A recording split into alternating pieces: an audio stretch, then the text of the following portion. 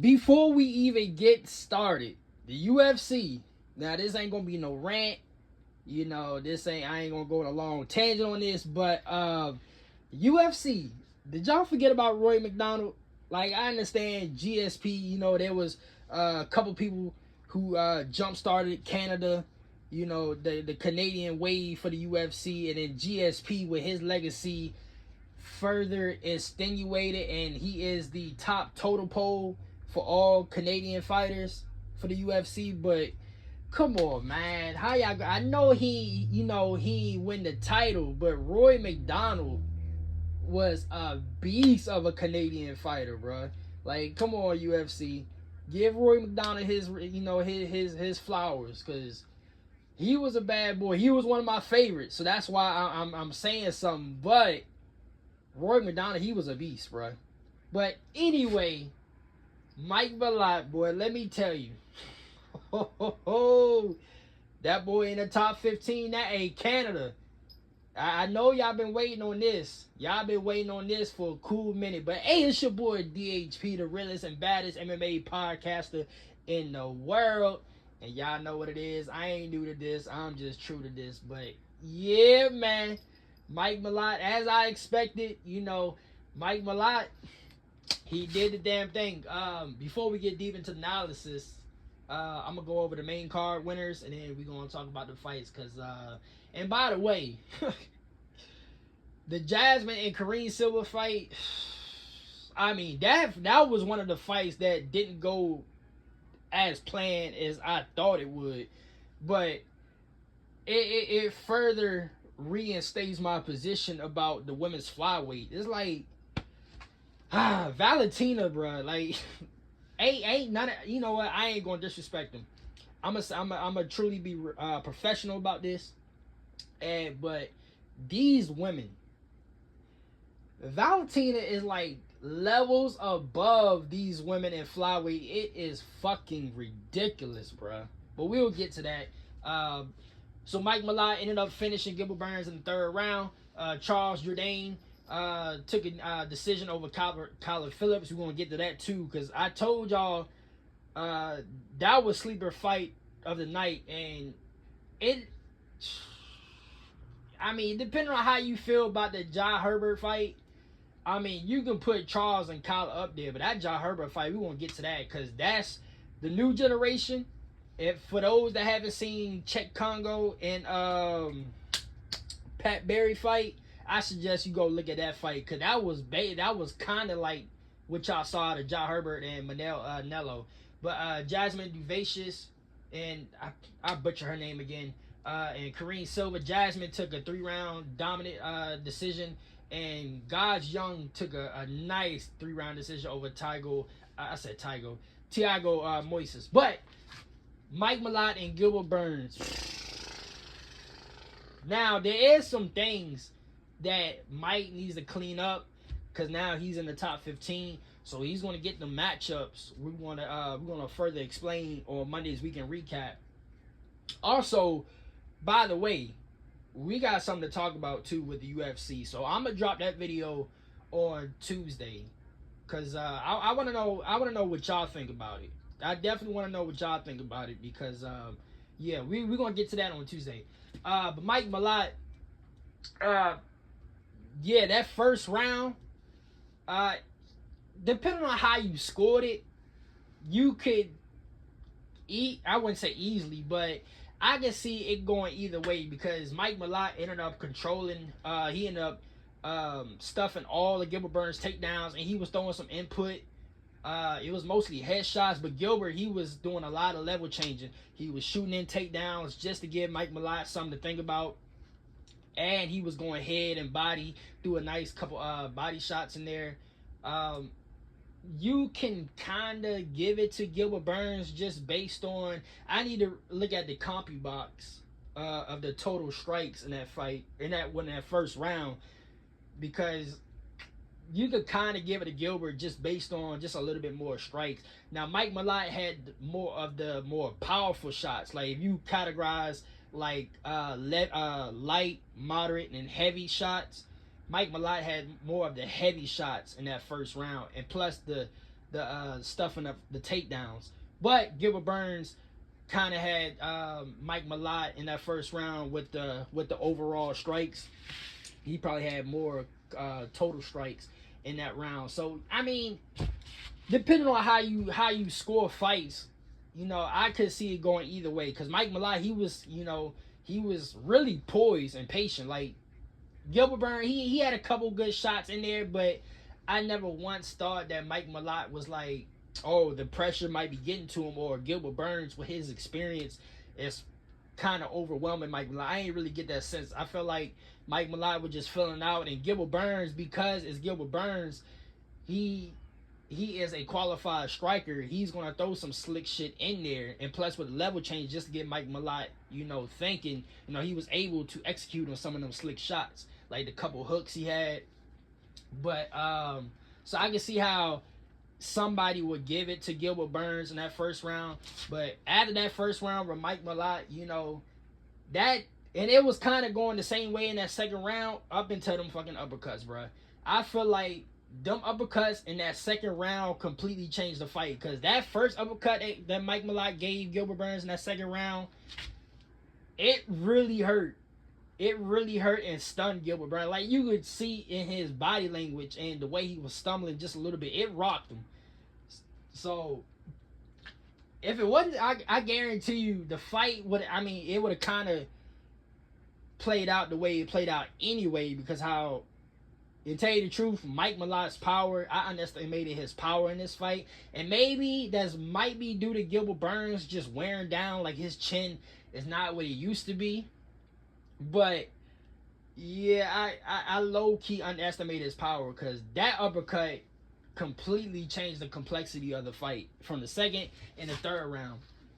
And then, he stuffed more takedowns in that second round. The third round, them fucking hooks, and he had a nice combo with the uppercut and the hook that sat Gilbert down, and he sat him down with another hook, and Gilbert, he couldn't get back up, and Mike Malott was throwing them things on the ground. Nice standing ground and pound damage, and that's all she wrote. In Canada, y'all got another one, dog. Y'all got another one. This is why I said at the top of the video, let's not forget about Roy McDonald. And I mentioned this in the preview show, I believe. It went from GSP, and this is welterweight. GSP, Roy McDonald, and now Mike Malott. So Canada, y'all niggas got another nigga in the top 15. What after? Because when did Roy leave? Like, Roy left. I ain't gonna try. I'm trying to think on top of my head, because I believe it was after the Robbie. I believe he left right after the Robbie rematch. I believe that was like what, 2017-ish, 2016, 2017-ish. Roy left the UFC to go to Bellator. I want to say around that time, because I started driving. Like, I ended up getting my license around 2018, and Roy McDonald, he wasn't fighting in the UFC then. When I first started driving in 2018, Roy wasn't in. He was in Bellator. So that had to have been 2016, 2017-ish. Yeah, so Mike Malott, hey man, that's another generation, another new generation welterweight in the top 15, flushing out all the old guard. As I stated in previous videos, there's only Marty Usman, Kobe Covington, and Leon Edwards to go. And Leon is hanging on by a fucking thread. We're gonna get to him later down the road, but he is hanging on by a thread. And Kobe Covington, I don't even know why he's still in the rankings. Really, truth be told, Marty Usman is holding it down for everybody, for real, because he's really the only one stylistically that can keep up with this new generation. But we're gonna get to it later in this card, but boxing, bruh. Like, I'm starting to see just a transition shift in the style in today MMA. Like, we low key, if you really think about it, in all these weight classes, yes, we still going to have the grapplers. Yes, we still going to have the BJJ guys and the jiu-jitsu guys. But the past month and a half, we going back to that boxing and kickboxing days of the UFC. Like, really think about it. Look at every weight class and look at the new generation athletes and even some of the current generation athletes and current champions. Now, obviously, the most elite ones that separates themselves from the pack has a very excellent overall MMA game. They can grapple. They got great jiu-jitsu, BJJ, and they can box and kickbox at a range. And if you want to box in the pocket, they can put your ass out too. So the elites that separate themselves from the pack, they have an overall excellent MMA base. But if you look at it from afar, some of these young niggas that's coming up and the new generation athletes, they have a good boxing and kickboxing base. Now, Mike Malott is one of those where he has a good overall MMA base, and just certain things gotta tighten up.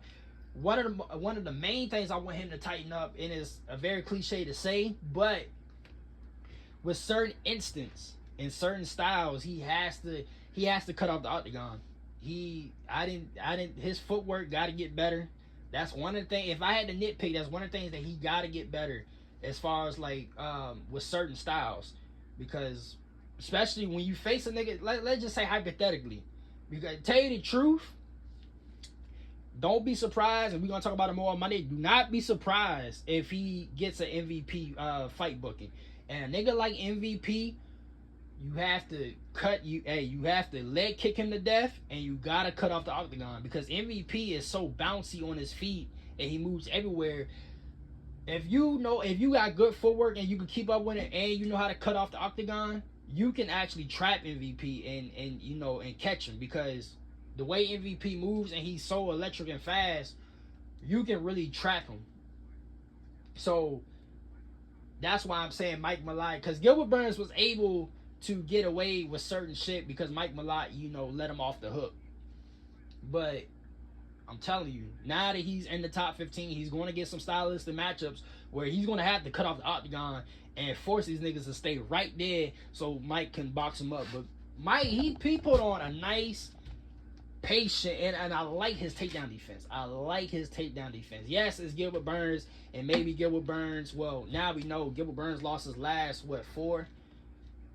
Gilbert Burns, he's done for. Like, the the prime Gilbert Burns in that COVID run we seen Gilbert Burns, it's over with. So you can take it as it's just Gilbert Burns. We have to wait and see to see he face somebody like Sean Brady or Islam Makhachev, or even somebody like Marty Usman. But his takedown defense is very good, which is very key in his welterweight division with some of these grapplers at welterweight. But his boxing was on point, and them uppercuts and them hooks, like he technically was patient with Gilbert Burns, and he timed the shots right, and he got Gilbert Burns out of there. So, hey, Canada, y'all on top right now, and we're gonna get to the co-main event, but let's see what y'all do with it. I'm very excited because y'all know how I am about, even though Gilbert Burns is part of that last guard that that had me, y'all know how it is with somebody like me that's been watching MMA since 2007. I've always not catered to them, but I consider myself as far as like, how I want to put this, like a biased fanboy per se. And y'all know how I get down as me being a podcaster and content creator. I try to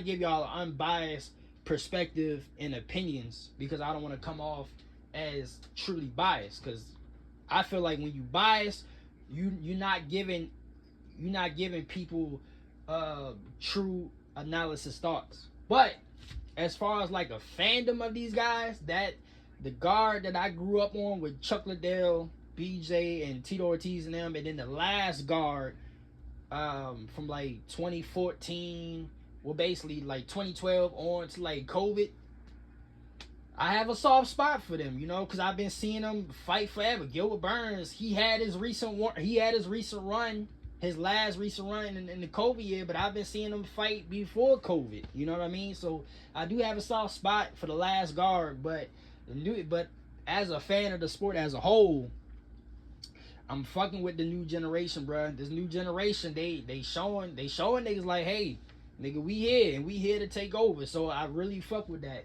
But yeah, man, Mike Malott got the job done, like I said he would. Now, was it with ease? In my personal opinion, because I put that as the title of my preview show, you can say the first round it was low key kind of even, but once Mike Malott settled down and you know, he found some holes in the Gilbert Burns guard, it was pretty much ease from there. But Mike Malott, you're in the top 15, brother. Congrats. So the co-main event, Kyler Phillips, Charles Jourdain. My personal opinion, I'm a hold to it just because I said it, but this was fight of night for me. Like Charles, striking wise and kickboxing wise, will present a difficult matchup for anybody at bantamweight striking wise. Like, I would love to see. And this is just fantasy. This is just fantasy matchup. I don't think we probably won't ever see this fight just because of the ranking wise. And I think Charles Jourdain going to get some couple matchups where it's going to set him back. But Sugar Sean O'Malley versus Charles Jourdain would be an insane striking matchup, bruh. Just think about Sugar Sean and Charles Jourdain. That would be an insane matchup. Now, sadly, we're just going to have to keep it as a fantasy matchup because the timelines is probably not going to add up. And sadly, Charles Jourdain, stylistically, I do think once he gets side, now Kyler Phillips is not a ranked opponent, but I will say after this matchup tonight, now whether y'all agree he won or not, we're gonna get to it in a minute. Charles Jourdain is probably gonna get a bottom half top 15 opponent in his next matchup, but top 10 bantamweight, I don't see Charles Jourdain getting inside the top 10 stylistically, because and one of the things in this fight I was like, he got to clean up is his takedowns, his takedown defense, and his bottom game is great. And you can see in this fight with Charles and Colin, this nigga Colin did not want to stand with Charles, bro. Like, he all that flying shit he was doing, it was like, you know, low-key what it was looking like. Like, watching Charles Jourdain tonight, and obviously I've been watching him fight for a cool minute. Watching this fight tonight, it was kind of like watching Yair fight. I ain't gonna hold you, bro. Like, Charles Jourdain is like the Canadian Yair Rodriguez. It's just Yair has better wrestling than Charles, but bro, Colin did not want to stay, and you can tell he did not want to stand with Charles because he kept taking him down. Now, the reason why Charles probably won this fight is kind of debatable, but I guarantee you the judges, just like how it was with John Almeida and Alexander Volkov, Colin didn't really do too much damage against Charles on the ground. So with Charles, him not doing too much damage on the ground, and then Charles threatening submissions, I can see how they gave it to Charles because he was more active on the ground as the bottom position. He had his bottom game, he was more active. Plus the striking wise, he was just piecing Collar up, bro. Like the fucking the flying knees, the kicks to the body, Charles was fucking Collar up on the feet. And that's why Collar kept taking the fight to the ground, but he ain't do nothing with it. So I can see how the judges gave it to him. It's basically John Almeida, but that's the thing though. That's the thing with this fight. It's like I'm pretty sure they judged it based on how they judged John Almeida and Alexander Volkov, but they don't do it consistently. That's my problem. If they was to judge this fight how they do every other fight, that's cool. But at the same time, and I agree with it, because if you want to take somebody down, you have to do. You don't gotta finish them. You don't even have to threaten submissions, but you gotta do significant damage. You have to do significant damage. You know, just like on some Kevin Lee, what Kevin Lee did to Edson Barbosa, or what Khabib did to Michael Johnson and Connor and all these other niggas that Khabib done smash, or like what Khamzat be doing. And yes, I say Khamzat. Do not forget, y'all let that DDP shit get to y'all head. Khamzat be doing some fucking crazy shit on the ground, but you have to do significant damage. So while I agree, I see why they gave it to Charles, they don't do it consistently enough. And I think I made a video about this shit like months ago. I think it was one of my videos in January. It was either late December or January. I was like, one of the things I want to see in the UFC in 2026 is consistent judging. How they judge Jacques Namath and Alexander Volkov. That's how I want to see it. If niggas gonna take the fight to the ground, and you know, they better put in some work. You know, they gotta be fucking, can't just be laying and praying. You know what I mean? You gotta be able to do some work. But we already seen fights this year where nigga pretty much laid and prayed just with a couple pity pat shots, and they still end up getting some ground control and end up winning the fight. But now we see tonight, Kyler Phillips, he take him down, and he did a couple damages, but it wasn't really significant enough. And Charles was threatening submissions as the bottom position, and it made it easier for them because he was fucking Kyler up on the feet. And then once they got to the ground, he was threatening submission, so it kind of made it easier for them to judge it. See, I fuck with that, but they just not consistent enough. But Charles, he got the decision win. Now it gets interesting to see what his next matchup is. The nigga definitely gonna get a top 15 opponent, bro. I know Kyler really ain't ranked, but Kyler's been hovering that top 15. Like he's been ranked before. So, and this is why I propose. Y'all hear me say it in like every now and then, but this is why I propose UFC to at least go to top 20 or top 25 like they do in college sports. Because Kyler got to be at least ranked between 16 to 18. So with Charles getting a decision tonight, I think it was like 29-28 across the board. Charles going to get a top 15 opponent. He's going to get a top 15 opponent, and then, you know, we'll see where they go from there. But yeah, he got it done. Now we go to the Czech Congo. And Pat Barry fight. Hold on real quick. Let me give y'all another, you know what? We're going to do this right here, y'all.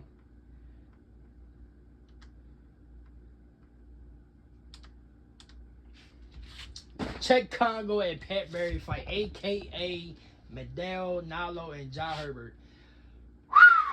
And then the reason why, for those that haven't seen Pat Barry and Czech Congo, go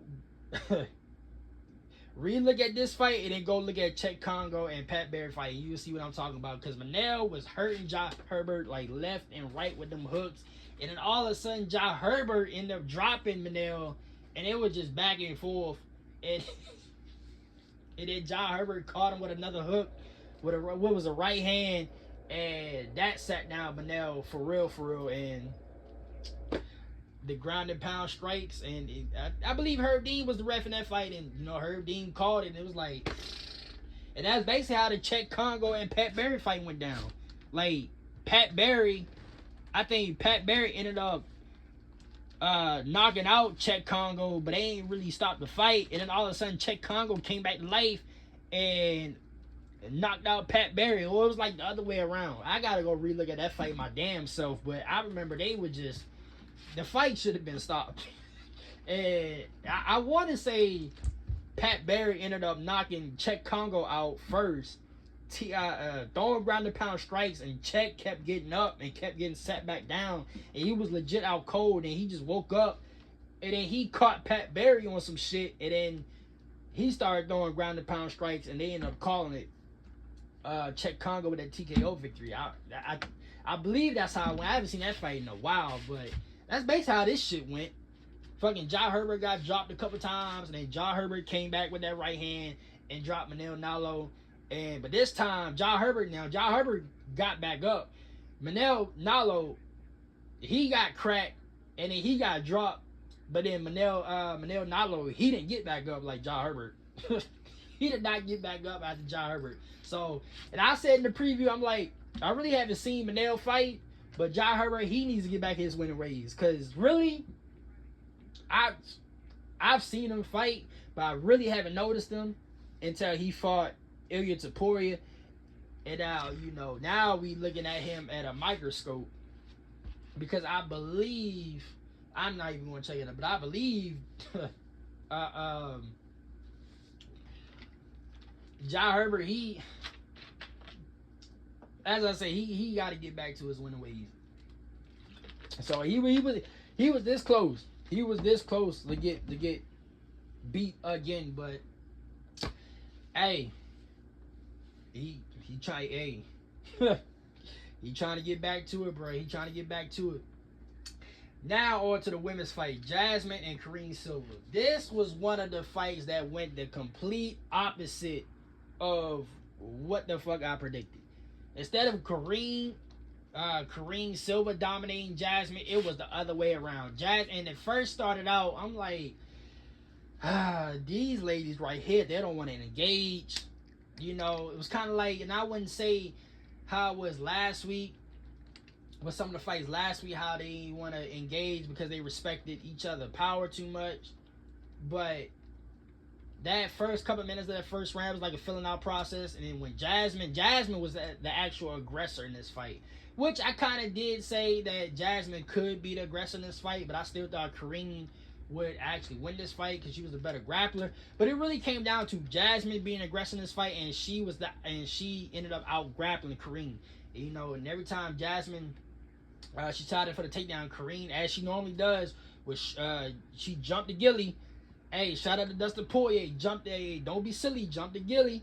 You know what I mean? And she jumped the gilly a couple times, and Jasmine was able just to control her. And and speaking of ground and pound damage, she kind of basically did what Kyler did to Charles Jourdain. Is just other than the damn gilly, Karine didn't really do nothing. She accepted to position, and Jasmine was just able just to ground and pound her a little bit and just control her. But the fight really came down to Jasmine just out grappling Karine. That's all it was. But it's disappointing because at this point, other than Maron Farad, and we still got a couple others like Alexa Grasso entering her name back into the fray. At this point, it ain't really nothing else Valentina could do. It's like this, the women's flyweight is kind of getting like the light heavyweight division a little bit, whereas like you got Valentina's way up in the sky. Then Maron Farad like a couple notches below. But then you have, Alexa Grasso, Macy Barber, Erin Blanchfield, and then it just drops off from there. But even with like Macy, Erin Blanchfield, Alexa Grasso, they still like notches below Valentina. And Karine and Jasmine is just, oh man, bro. Jasmine, she got the dominant win. That's cool. But when you think about it, big picture wise, they not even close to Valentina's level. Not even close. So, I mean, she got the dub tonight, but they got to figure out something, bro.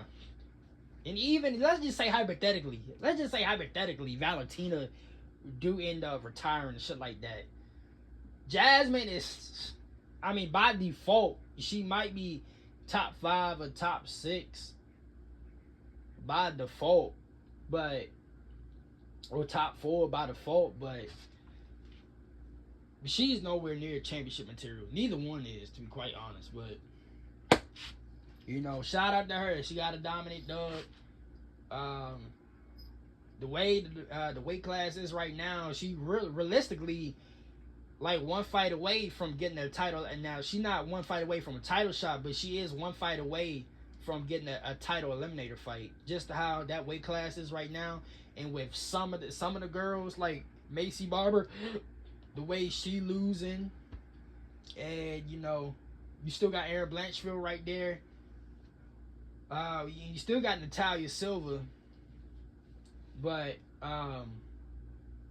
the way that weight class is right now, she realistically just one fight away from getting like a title eliminator fight. So that's pretty much it for them. And Thiago Moises and Gage Young. This, like I said with the Mike Malott shit, Gage Young is showing like Mike Malott in the past couple fight cards that we had. Gage Young is another example of kickboxing and boxing. Just that whole discipline base is starting to make a huge shift in the UFC right now. Gage, after that first round, Thiago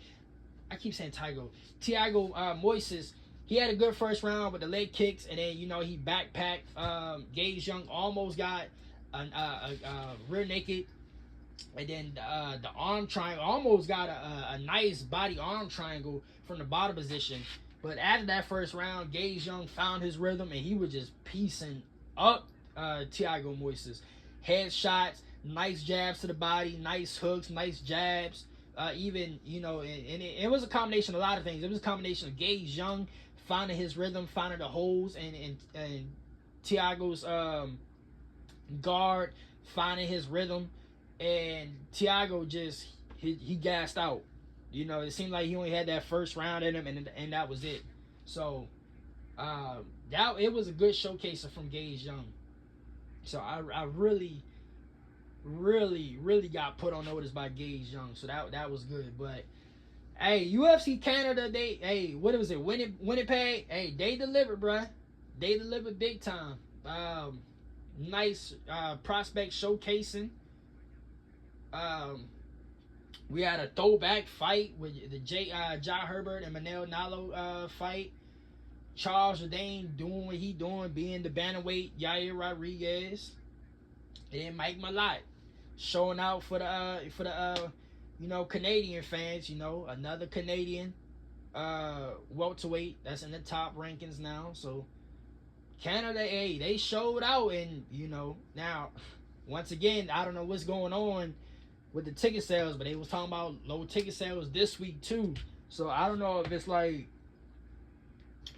I don't want to talk about that shit Monday.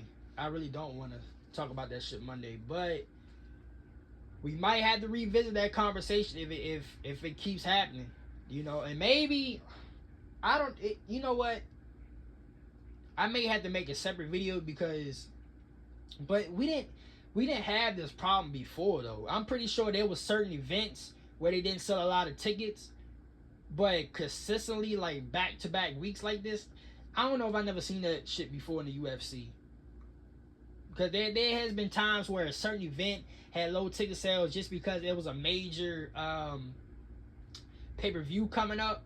So say like you had this fight night tonight, right? So you had something like this tonight, but next week would be like a loaded pay-per-view card with like 2 title fights or 3 title fights in a major city. I can see there has been times like that where it was just the way the cards fell in place going into a big pay-per-view. Or like International Fight Week, like if you have just a standard fight night card going in leading up to International Fight Week, I can expect International Fight Week to have a way bigger ticket gate than that fight night card that happened like a week or 2 ago, because everybody is saving up to buy tickets for International Fight Week. So we've seen that before, but I don't think, as long as I've been doing this shit on camera, recording, I don't know if I have seen this shit before. It was like back to back consecutive weeks, you know. But we is in a different time now, and not just in the UFC or in the sports world, but just in general, as you know, in the real world. Like, we going back to low key the depression days of like Wall Street and all that shit. But um,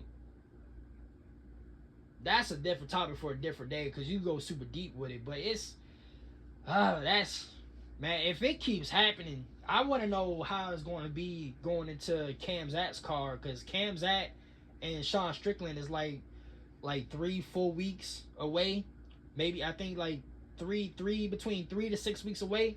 So I want to see. I'm gonna keep a close eye on that to see how it is going up to the Cam Zat and Sean Strickland fight, pay-per-view card. But nonetheless, you know, this concludes the review show. Yeah, man. Canada, top 15, y'all. Until my next video on Monday. Holla y'all niggas later, man.